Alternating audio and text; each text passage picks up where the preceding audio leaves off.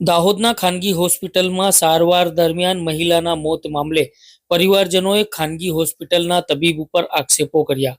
દાહોદના દસલા ગામે રહેતી અને ઝાલોદ તાલુકાના રૂખડી ગામે લગ્ન કરાવેલી મહિલા સુગાબેન ગરવાલની પહેલી પ્રસૂતિ હોવાના કારણે તેને દાહોદના ખાનગી ઠાકોર હોસ્પિટલ ખાતે ડિલિવરી અર્થે લાવવામાં આવી હતી અને પરિવારજનોના જણાવ્યા અનુસાર ડોક્ટરે પરિવારજનોને જણાવ્યું હતું કે બાળક ઉપર છે, તેના કારણે કોઈ પણ એકને બચાવી શકાય તેમ છે. ત્યારે બાળકને જન્મ આપવા માટે સીઝરથી બાળકને જન્મ અપાયો હતો અને મહિલામાં બ્લડ ઓછું હોવાના કારણે મહિલાને બ્લડ ચડાવવા માટે પરિવારજનોને બ્લડ લાવી આપવા તબીબ દ્વારા જણાવવામાં આવ્યું હતું અને પરિવારજનો બ્લડની વ્યવસ્થા કરવા ગયા ત્યારે મહિલાને એમ્બ્યુલન્સમાં ઝાયડસ હોસ્પિટલ ખાતે લઈ જવાઈ હતી અને ઝાયડસ હોસ્પિટલના તબીબોએ જણાવ્યું હતું કે મહિલાનું મોત નીપજ્યું છે. ત્યારે મારું નામ જશોદાબેન છે, હું દસલાની છે. મારા ભાઈને વહુને અમે મારા ભાઈને વહુને ઘરે ગયેલા તો રાત્રે દુખાવો થયો તો અમે ઠાકોર સાહેબને દવાખાને લઈ ગયા. દવાખાને બોલેરામાં મારા કાકાનો બોલેરો હતો, એમાં દવાખાને લઈ ગયા.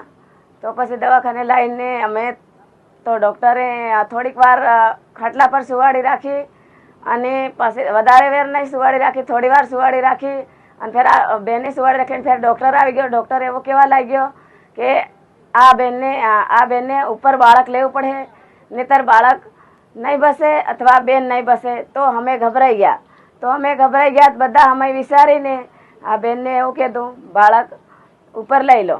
તો પછી બાળક ઉપર લેવા ગયા. તમને અંદર દરવાજો દઈને પછી નહીં શું કર્યું એ અમને ખબર નથી. આ મારી ભાઈની વહુ સારી હતી તો ઓપરેશનના રૂમમાં ખાલી મારી ભાઈની વહુ તો ડૉક્ટરે એવું કીધું લોહી લાવવું પડશે. તો મારી ભાભીના ભાઈ લોહી લેવા માટે ગયા. તો પછી લોહી હમો લઈને આવીએ એમ કીધા.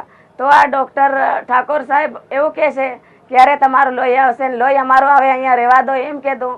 છતાં ઠાકોર સાહેબ નહીં માન્યા અને મારી ભાઈની વહુને અમે નહીં હતા તો એને પોતે ખાટલામાં સુવાડી અને બેને સુવાડીને મારી ભાઈની વહુને ગાડીમાં બેસાડી.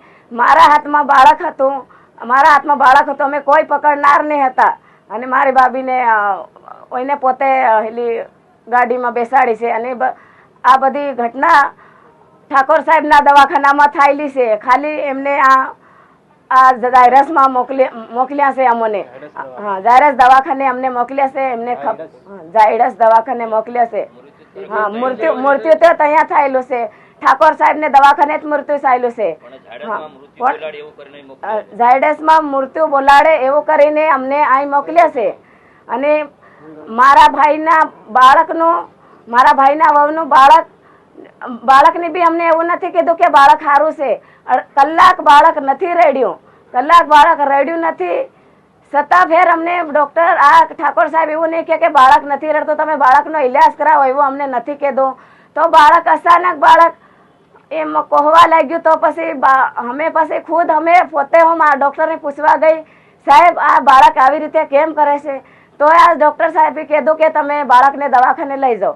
તે ફેર હું બાળકને દવાખાને અમે લઈ ગયા અને પાછા અહીંયા લાવ્યા અને ફેર પછી ઝાયડસમાં અમે લાવ્યા. મહિલાના મોત મામલે ખાનગી તબીબ ઉપર પરિવારજનોએ બેદરકારીના કારણે મહિલાનું મોત નીપજ્યું હોવાના આક્ષેપો લગાવ્યા હતા અને આ મામલે એ ડિવિઝન પોલીસ મથકે ફરિયાદ અપાતા પોલીસે તપાસનો આરંભ કરી આગળની વધુ તપાસ હાથ ધરી હતી.